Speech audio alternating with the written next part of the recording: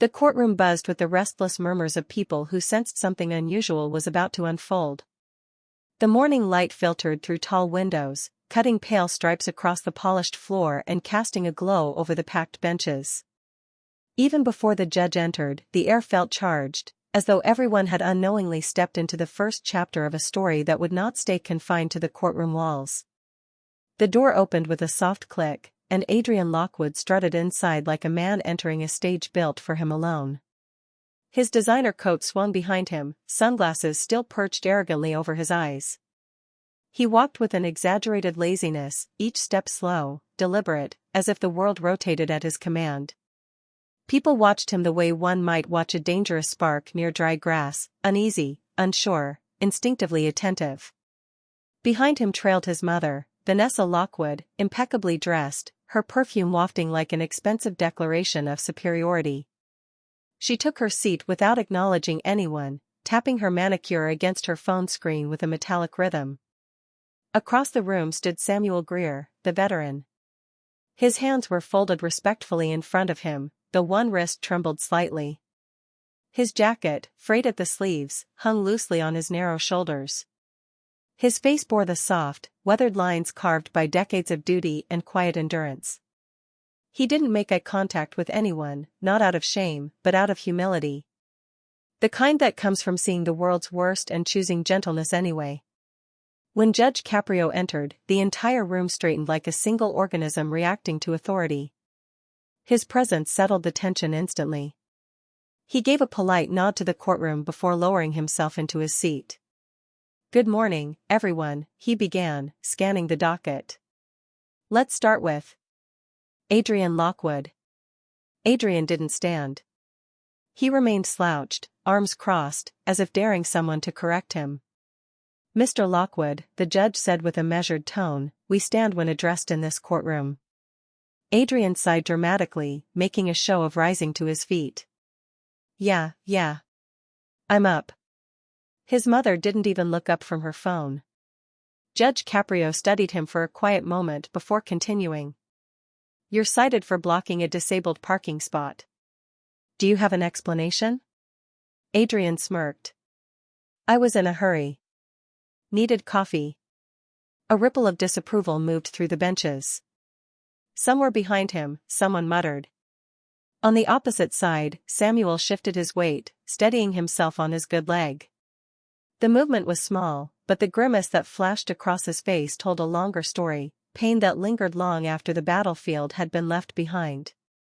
He coughed softly into his sleeve, a gentle, unassuming sound. But Adrian snapped his head toward him as though personally offended by the interruption. "You got a problem, old man?" Samuel froze. His eyes softened, not out of fear, but out of surprise. He hadn't expected to become a target for a simple cough. He dipped his head, unwilling to fuel conflict. "No problem," he murmured. Adrian took a single step closer, towering slightly over the older man. "Then maybe don't make noise while I'm talking." There was a sharp inhale from the gallery. Vanessa finally lifted her gaze, not out of concern, but irritation that her son's theatrics were distracting her. Samuel offered no defense. He simply stood still, decades of discipline holding him upright. And then, in a motion so quick it felt unreal, Adrian leaned forward and spat. The spit landed on the floor in front of Samuel's boot, glistening under the fluorescent lights. A collective gasp rippled across the room. Someone whispered, "Oh my God." Another stood up instinctively before being urged back into their seat. Samuel did not flinch. He stared at the ground, jaw tight, eyes glimmering with something raw, not weakness, not fear, but the familiar ache of being disrespected in a world he once fought to protect. Judge Caprio's gavel slammed down. The sound was thunder. "Mr. Lockwood," the judge said, voice trembling with restrained fury, "step away from him." Adrian shrugged. "Relax, Judge. It's just spit." Caprio rose slightly, his expression stern. "Sit down." The command cut through the air. Even Adrian obeyed. The judge then turned to Samuel, his tone gentler. "Sir, are you all right?" Samuel nodded quietly, though the room could see the emotion trembling beneath the surface. Caprio exhaled, steadying himself. His gaze shifted back to Adrian, and in that moment, everyone in the courtroom sensed it. Something inside the judge had shifted. Something big. Something that would not end with a fine or a lecture. The room held its breath, waiting for the response none of them would forget. Judge Caprio leaned forward, folding his hands slowly, as if weighing not just the facts but the gravity of what had just unfolded. The courtroom was so quiet it felt hollow, like even the air understood that something important, something irreversible, was about to be said. Adrian Lockwood stood stiffly, chin lifted, mouth twisted into a smirk that wavered each time the judge's eyes met his. His mother watched with a glare that seemed aimed at everyone except the person actually responsible for the scene. "Mr. Lockwood," the judge began, his voice carrying the calm of a man who knew his words mattered, "I want you to stand again." Adrian rolled his shoulders, staring at the ceiling like he was being punished for merely existing. But he stood. Slowly. Sloppily. Like someone humoring a request they found beneath them. Caprio didn't look away. "Do you understand the seriousness of what you did?" Adrian scoffed. "It's spit. Water and germs. No big deal." The judge lifted one brow. "You spat at a man who served this country with honor." "So?" Adrian shot back. "Why does everyone keep acting like he's a saint because he wore a uniform decades ago?" Vanessa Lockwood finally straightened, eyes narrowing. "Your Honor, with respect, I don't see why my son needs to be lectured over." "This courtroom," Caprio cut in firmly, "is not a place where anyone interrupts without permission." Her lips snapped shut.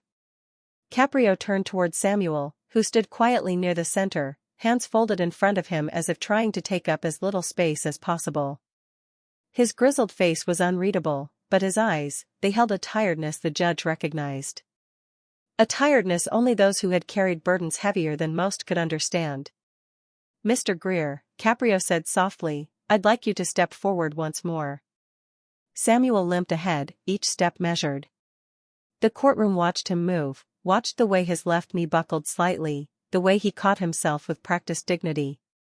Adrian glanced at him only briefly, as though looking at something that annoyed him rather than someone who deserved respect. Caprio addressed the veteran gently. "You deserve better than what happened here today." Samuel swallowed hard. "Your Honor, I've seen worse. People get heated. I don't want trouble." "That humility," Caprio replied, "is exactly why this is troubling." He then looked at Adrian, and the warmth vanished from his eyes. "Your behavior was contemptuous," the judge said.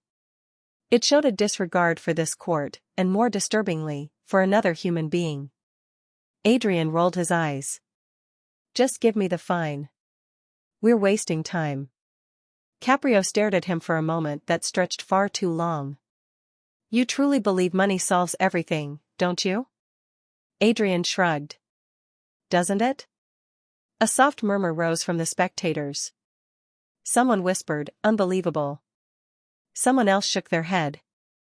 The judge pressed on. "Let me educate you, Mr. Lockwood. Money can buy cars. Money can buy clothes. Money can buy your way out of too many consequences."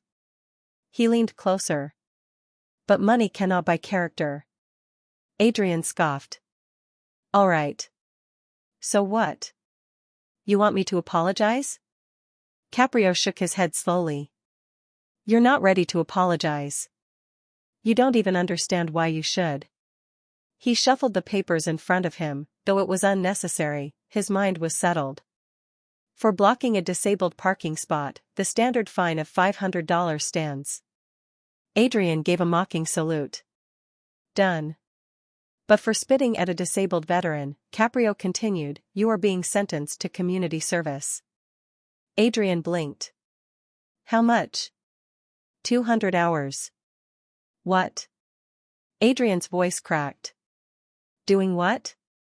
Picking up trash?" No, Caprio let the single syllable land with the weight of a verdict. "You will report to the Rhode Island Veterans Center.